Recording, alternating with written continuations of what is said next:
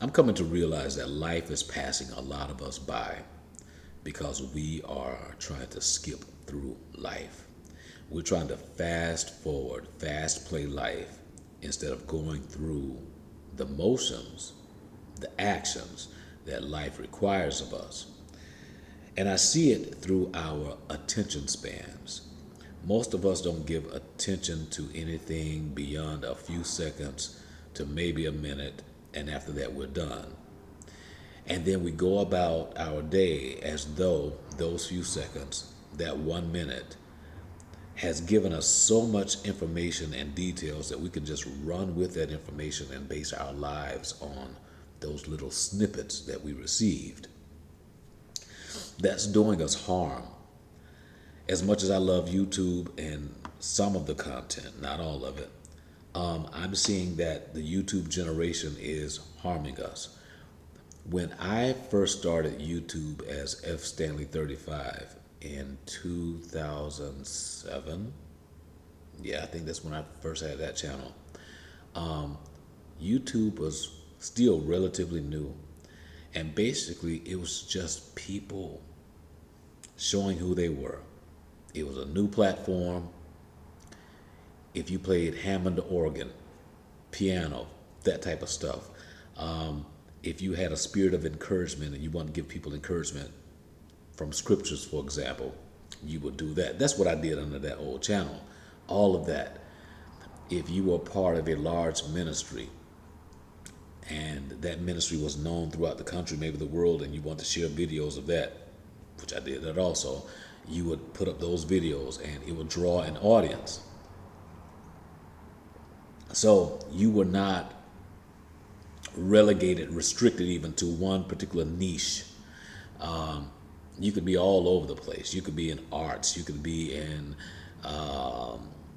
blog type content. Even before YouTube started using the blog format. You could be in sports. I mean, whatever. You could have whatever on your channel, and you would draw people. And people would stick with the videos, meaning that they would look at the content.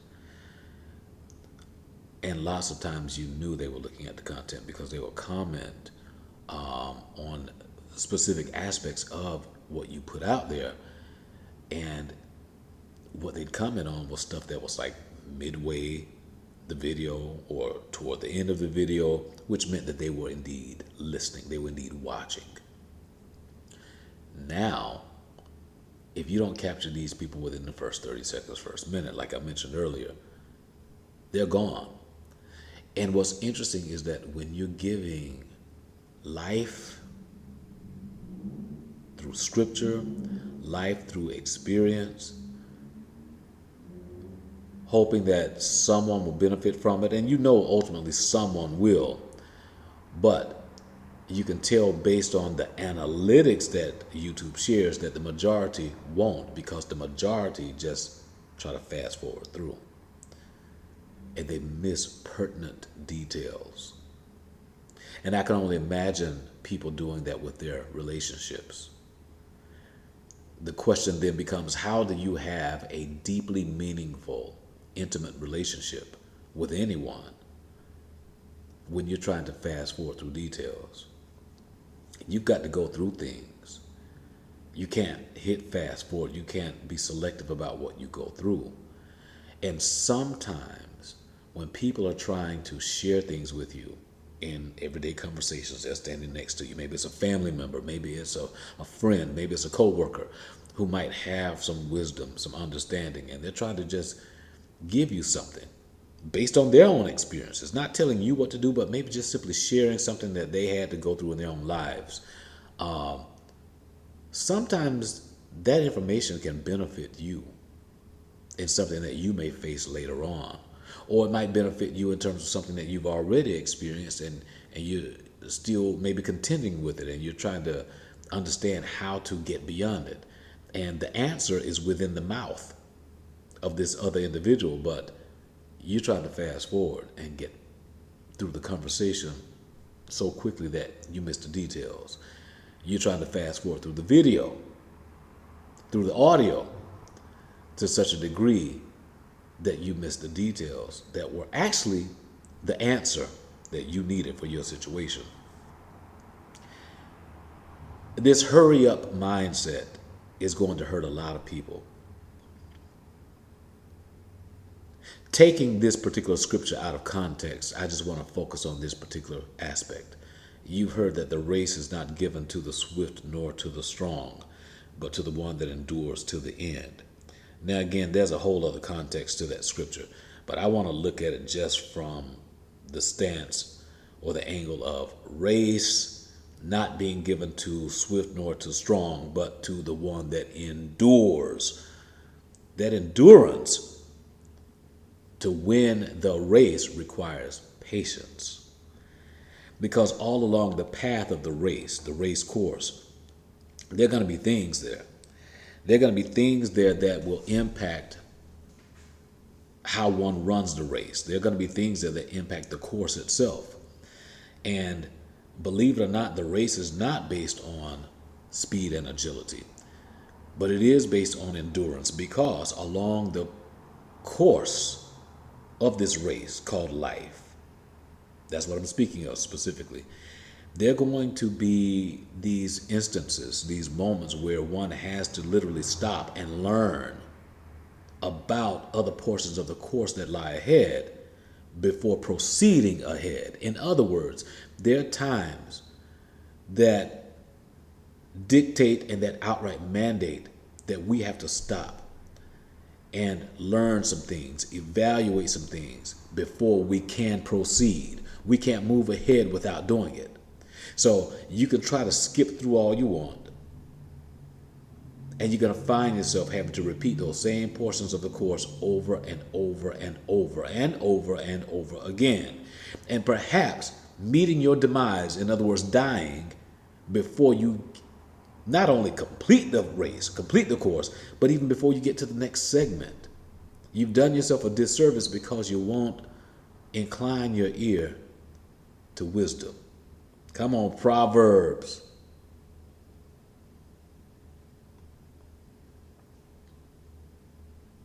And Sirach. It's another good book of wisdom. It is wisdom. We have to slow down, all of us. In fact, most of us just need to stop. Because if we stop and actually allow ourselves to hear, to listen, and to comprehend, a lot of what we see, a lot of what we think that we know, we'll figure out that we actually don't know. And we will end up unlearning a lot of what we have been programmed to know. We will unlearn what we've learned, and we will learn new stuff, and we have to. That's the only way to survive. So, again, those of you who have your thumbs on the fast forward button in life, or you think you do, don't forsake the wisdom of individuals who have experience. Your peer group probably don't have all the experience that you need to navigate life. Let me say that again. Your peer group probably does not have all the experience that you need, that you will benefit from to navigate life. Your peer group, 9 times out of 10, is thinking just as you and has experienced life to a large degree, not completely, but to a large degree, similarly, quite similar to you. So they can't tell you much more than what you already know and what you've already experienced. But there are those who have been here a few days longer, a few years longer, a few decades longer. They've got something for you, especially if you find that this person is trustworthy, that this is not an old fool. There are some mature, wise younger people also, no doubt. But you yourself won't know wisdom if you don't incline your ear to wisdom. In other words, you have to slow down. You have to stop as life dictates so that you can evaluate what wisdom looks like along your course so that you we'll be able to identify it, recognize it going forward, regardless of from whom it comes and from which direction it comes. Slow down, slow down, slow down.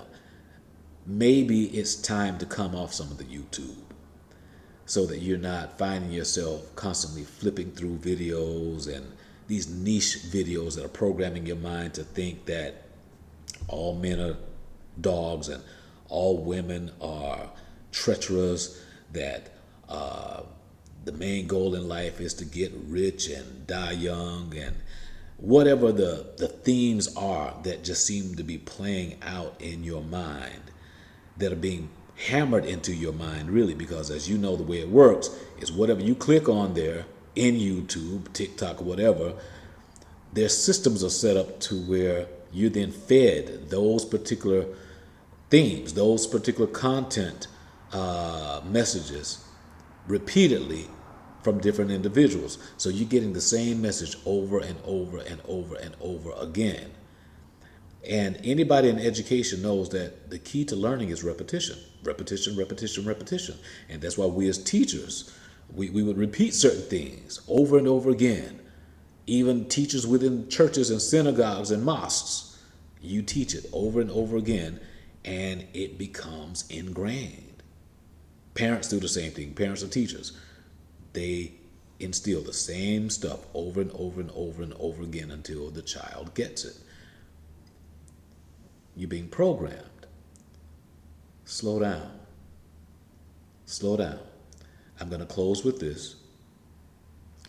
The movie The Color Purple, which is based on Alice Walker's book of the same title. I'm going to paraphrase this. There's a line within the book, within the movie, where I believe it was Suge Avery's character said that she believes it pisses God off. Now, I don't necessarily use the term God, but Yahuwah. But this is what Alice Walker wrote. I believe it pisses God off when we do not stop and appreciate, recognize the color purple. Now, again, I'm paraphrasing that. This is not coming directly from the book. And what that line is really alluding to is the Most High has created some beautiful stuff.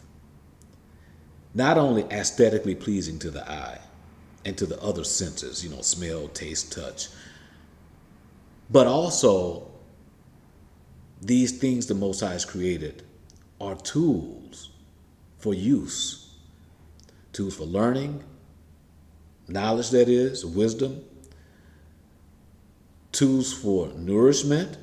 Again, I mentioned the knowledge, the wisdom, so that's nourishment of the mind, but perhaps even tools of nourishment for the body, okay? Medicinal, food, drink.